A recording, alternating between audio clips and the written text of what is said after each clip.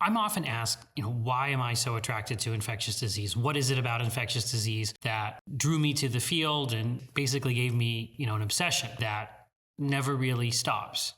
So I thought I would take some time and try and explain to people what it is about infectious disease that I think sets it apart from all other specialties in medicine, as well as all other topics kind of in the world, at least to me. A little bit of my origin story. Both my parents were physicians, and so I was brought up around medical jargon, medical lingo, always around medical professionals, doctors, nurses, paramedics, all the time as a child, and spent a lot of time in the hospital. But one of the things that I think was really formative was a book called The Value of Believing in Yourself, which is a story of Louis Pasteur and the discovery and the development of the rabies vaccine, which was the second human vaccine that was developed. And this was a children's book that I was given as a gift.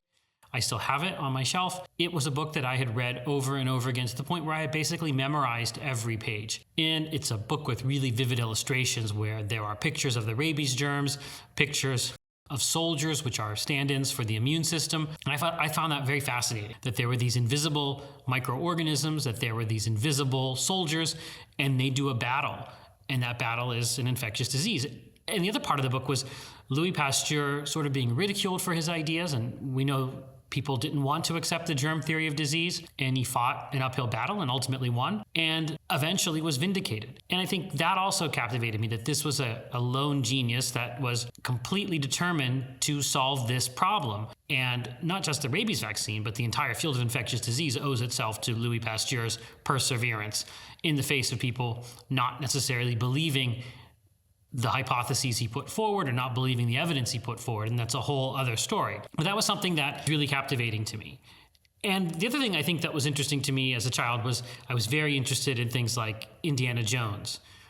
And that was like this scientist, archaeologist, adventurer that was solving all of these riddles. That also was something that was instrumental in how I thought about what I wanted to be. Not necessarily an archaeologist, but something like that, something like Indiana Jones's mentality. I'm not anywhere near Indiana Jones's in terms of stature or adventures, but that kind of stance towards life, that he was constantly kind of shuttling between being a professor, an academic, and then doing all this great stuff. And then I think the other movie that I think was really instrumental was the Ghostbusters. And I've written about this on my blog and on Substack, and this is a movie that really hit me hard because these were scientists that were saving the world from this unknown force. And it might seem fantastical, actually it is fantastical, but it was something that showed me that people who use their minds might not necessarily be appreciated by people around them, but they ultimately are what drives civilization forward. They are the ones that are beating back literally the demons, whether those demons are fictional ghosts or infectious disease, to keep civilization functioning. And the Ghostbusters were so instrumental that some of my friends and I, we made a club called the Bee Busters around 4th or 5th grade, where we would go and kill bees and wasps on the playground, just like the Ghostbusters.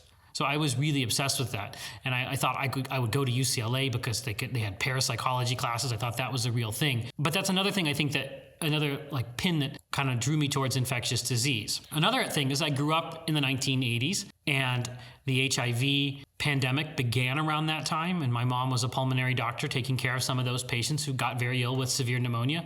And I was reading about it in school and hearing about it.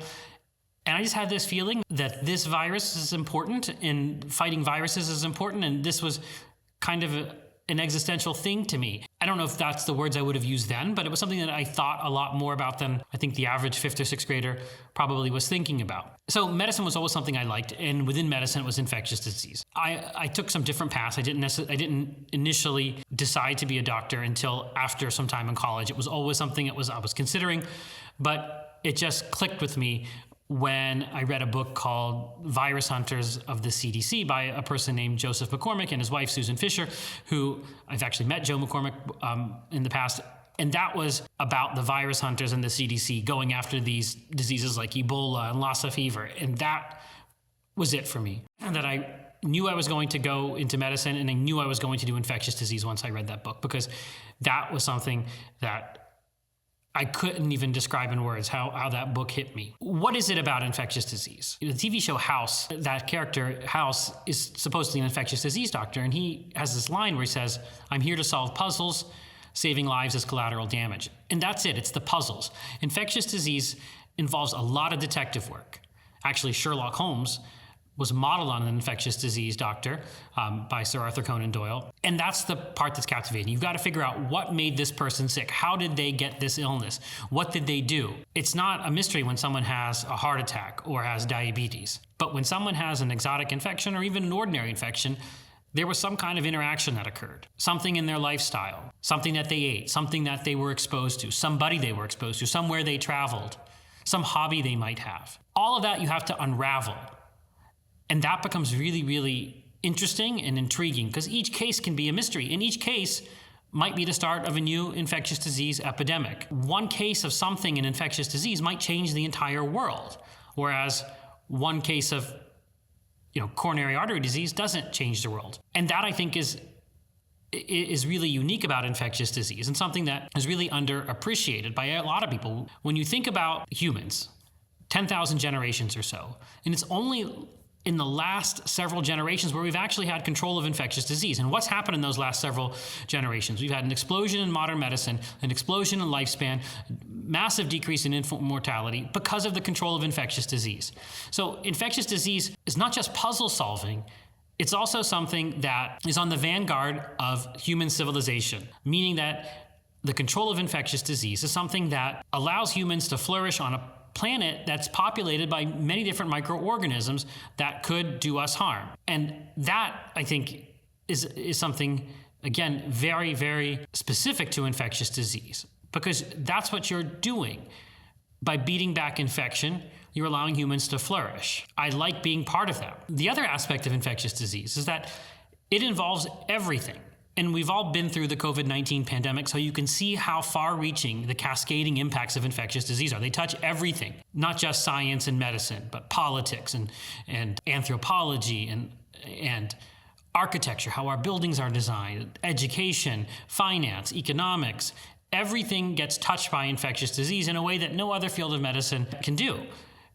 Because infectious diseases are just pervasive because if people can't interact, because they're transmitting something from one person to another, or some area is contaminated, or whatever it might be, human activity and human societies cannot flourish, cannot operate.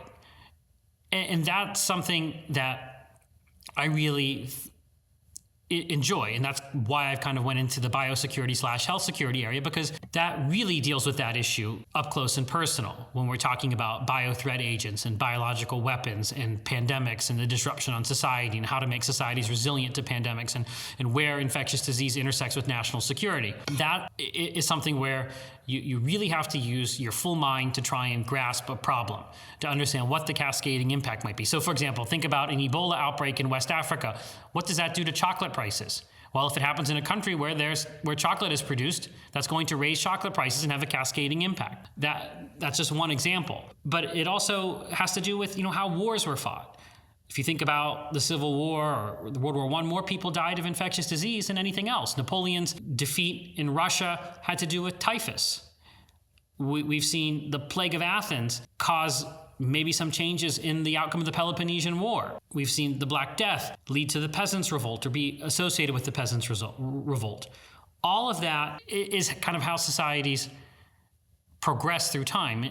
And I think infectious diseases have had an outsized influence. And there's lots of books about this, like Guns, Germs, and Steel, and that talk about what the control of infectious disease does to societies, how they become more resilient when they have experience with the control of infectious disease or experience with the immunity to infectious disease, that gives them an advantage. So I think that all of that makes for a really, really interesting career. And every day something new happens. I kind of love that every day, that there are new things that are happening in the infectious disease world, new outbreaks, new discoveries, new antibiotics, new understandings of the microbiome.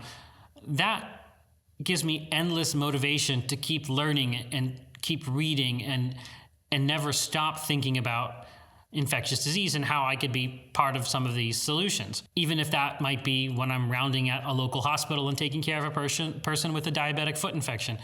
That's still infectious disease. That's still me combating an infectious organism or trying to help the humans win in this situation. That kind of is self-renewing. It's not something that ends. It's not as if all the problems are solved, and it's not as if we can't improve. So there's lots of things to do every day in infectious disease. And one of my favorite things is when I wake up is reading all the infectious disease headlines every day, the way people read sports scores. I don't think that will ever stop for me. And that, in a nutshell, or a pretty big nutshell, is why I think infectious disease is the most important specialty and the one that really attracted me. And although I did a double residency and I'm certified in emergency medicine and a double fellowship and certified in critical care, a lot of that is because of infectious disease, because I wanted a 360-degree view of infectious disease to see what it's like in the emergency department during a pandemic or see what it's like in the ICU during a pandemic. So I think that my emergency medicine and critical care expertise redounds on my infectious disease expertise, and I did it to be a better infectious disease doctor. So to me, everything is infectious disease. And I hope more people start to realize that, because infectious disease is a lower paid specialty, probably the lowest paid. It's the most cognitive, which paradoxically means it gets paid the least. It's undervalued by hospitals and health systems because we don't put hips into people. We make it safe to put hips into people, but we don't get paid the way an orthopedic surgeon might. We keep a hospital running. We keep it safe. We do tons of things outside the hospital when there's an outbreak. We are liaisons with public health. We are liaisons with all different groups in a community, because infectious disease outbreaks are very different, as we've talked about, than any other thing that might occur in a hospital. So this is also a plug for people appreciating infectious disease physicians for all the roles that they may take on, many of which is uncompensated and undervalued. So maybe this will get more people to want to do infectious disease. Maybe that will get you to appreciate infectious disease in your hospital or in your community. Or maybe this will inspire you to figure out what you like the best, what you think of the way I think of it as infectious disease, and you excel in that.